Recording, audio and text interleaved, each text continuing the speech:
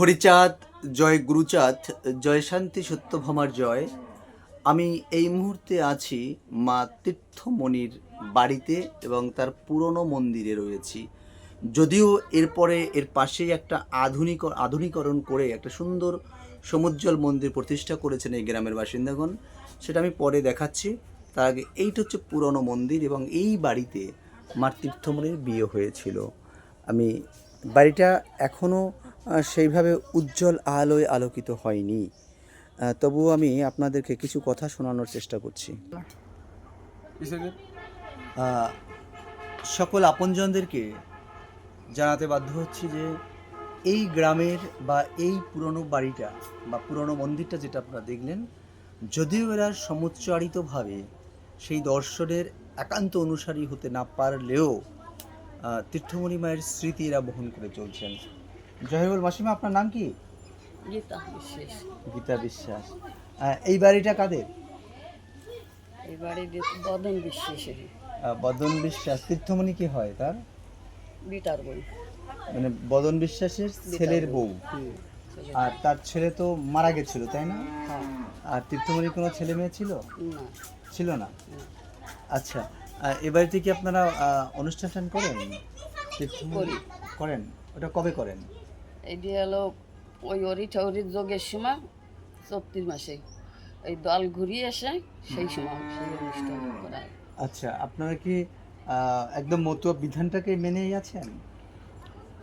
হ্যাঁ, মতুরা এই জায়গাতেই যায়। আচ্ছা আচ্ছা। আচ্ছা দাদা, আপনার নাম কি? খোকন বিশ্বাস। খোকন বিশ্বাস। জয় হরি বল। এই বাড়ির বা এই বংশের সন্তান আপনার। হ্যাঁ, এটা এটা আপনাদের কেমন লাগছে? খুবই ভালো লাগে। হরিচাঁদ ঠাকুর মন্দির আছে আমাদের বাড়িতে, এটা আমাদের অনেক অনেক ভাগ্যের ব্যাপার। আচ্ছা, যাই হোক, এই তীর্থমণির অবদান তো আপনারা জানেন। হ্যাঁ হ্যাঁ, তীর্থমণির অবদান তো জানেন। এর এর স্মৃতির জন্য আপনারা কিছু করছেন? এর স্মৃতির জন্য আমাদের দেখা গেল রায়কান্দি অনুষ্ঠানের সময় এখানে আমাদের এই মন্দিরের সামনে অনুষ্ঠান হয়, বুঝছেন? আমি ওটা বলিনি।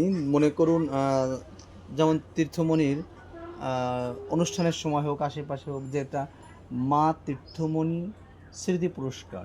আমি যদিও এই বিষয়ে তোমার সাথে কথা বলবো ওই মন্দিরের সামনে গিয়ে, কিন্তু যদি এটা না হয়, কারণ তীর্থমণি, তুমি একদিন আমাকে বলেছিলে ফোনে যে মা তীর্থমণিকে অনেকে মনে করে তীর্থমণি গোসাই, একজন পুরুষ। কিন্তু যারা একটু লীলামৃত পাঠ করেছেন তারা হয়তো বোঝেন বা জানেন, যারা পাঠ করেন না, শোনা কথা বলেন, তারা হয়তো তীর্থমণি যে একজন মহিলা এটাই তারা অনেকে জানেন না বা বুঝতে পারেন না। কিন্তু মতুয়া ধর্ম প্রচার এবং প্রসারের ক্ষেত্রে নারীর অবদান কিন্তু অনস্বীকার্য। আমরা অনেক নারী পেয়েছি যারা মতুয়া ধর্ম প্রচার প্রসারে এগিয়ে চলছে, কিন্তু পুরুষ শাসিত সমাজে সেই মায়েদের কিন্তু সেইভাবে প্রচারটা হয়নি। তো মা তীর্থমণি সম্পর্কে দুই একটা কথা বলুন। এখানে হরিচাঁদ ঠাকুর এই বাড়িতে কখন এসেছেন? হরিচাঁদ ঠাকুর এসেছে তীর্থমণি থাকা অবস্থায়। বদন বিশ্বাসের স্ত্রী ছিল, বদন বিশ্বাসের ছেলে। তার মানে আপনারা বুঝতে পারছেন যে এই বাড়িতে শ্রী শ্রী হরিচাঁদ ঠাকুরের পদার্পণ হয়েছেন, তিনি এসেছেন। বলুন।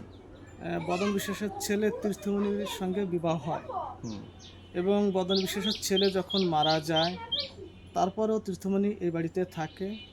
যখন পিঠা মিষ্টান্ন রান্না করে তীর্থমণি বাবা হরিচাঁদ ঠাকুরের স্মরণ করতো, তখন সে স্বয়ং নিজেই আসতো এবং পিঠা মিষ্টান্ন এইগুলো সেবন করত।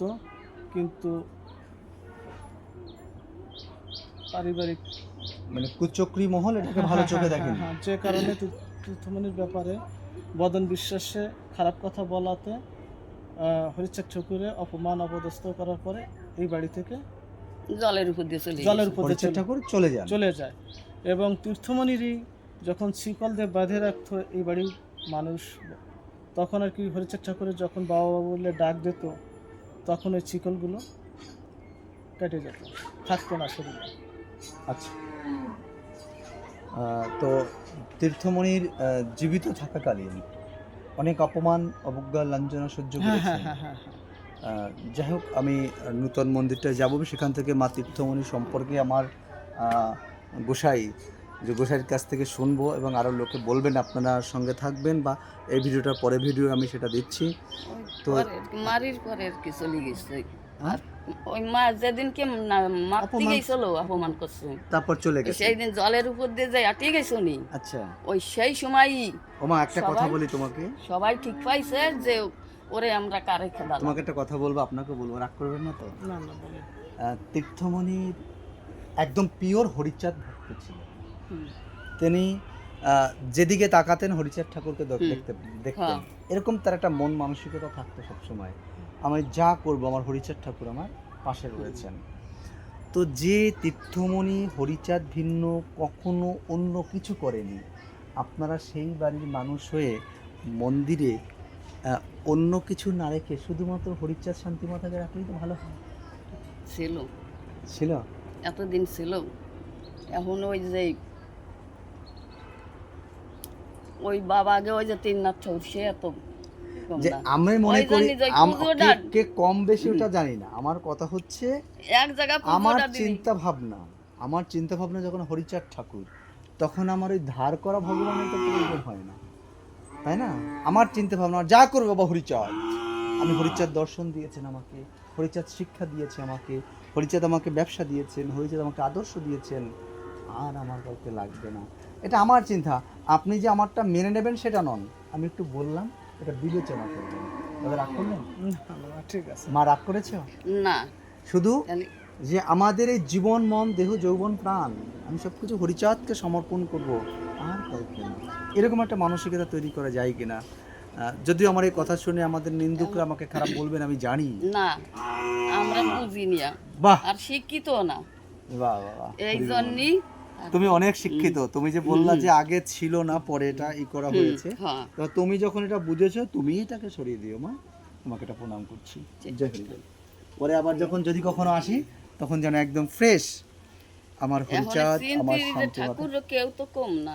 ওই জায়গাটায় মা এক জায়গা পুজোটা আমি বেলি যদি দেওয়া আমি যদি হরিচাঁদের উপরে নিজেকে সমর্পণ করি আর কাকে লাগবে? আমার সবই হরিচাঁদ, আমার এই মৃত জাতিকে হরিগুরুচাঁদ ছাড়া আর কেউ আসেনি বাঁচাতে। এখন ওই জ্ঞান কেউ উদ্ধার ভক্তি করেনি। বুদ্ধি ঈশ্বর দেয় নাই, ঠাকুর এই গুরুচাঁদ জন্যই ঠাকুর এসেছে। একদম, আর কেউ দিয়েছে?